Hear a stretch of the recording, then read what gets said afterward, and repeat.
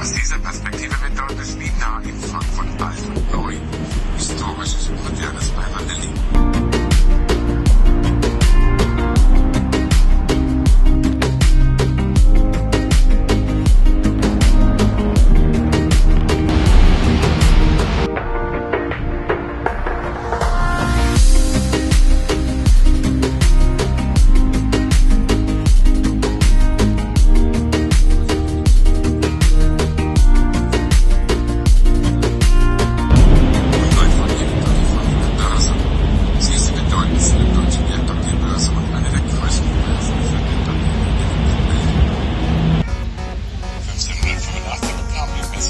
Zusammen, um einheitliche Wechselkurse festzulegen.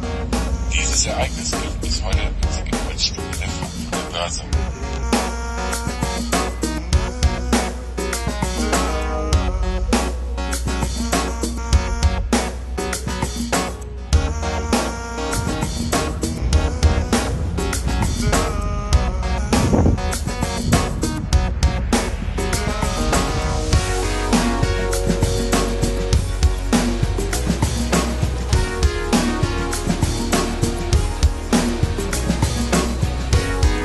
Geboren 5.20, ja. Mai.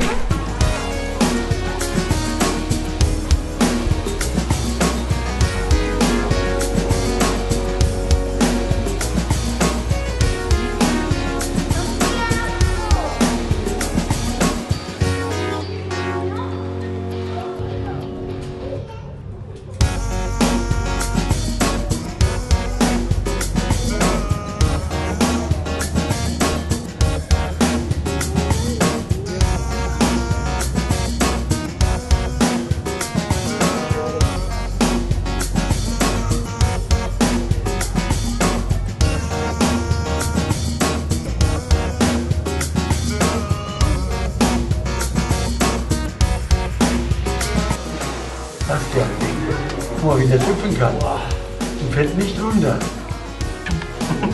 Boah, guck. Boah, was ist das? Alles klar, hier sind die Gäste eigentlich.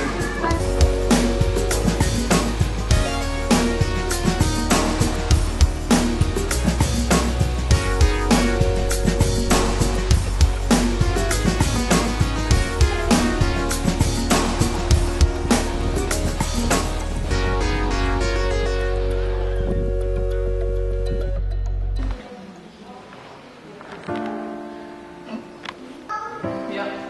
Ja, das ist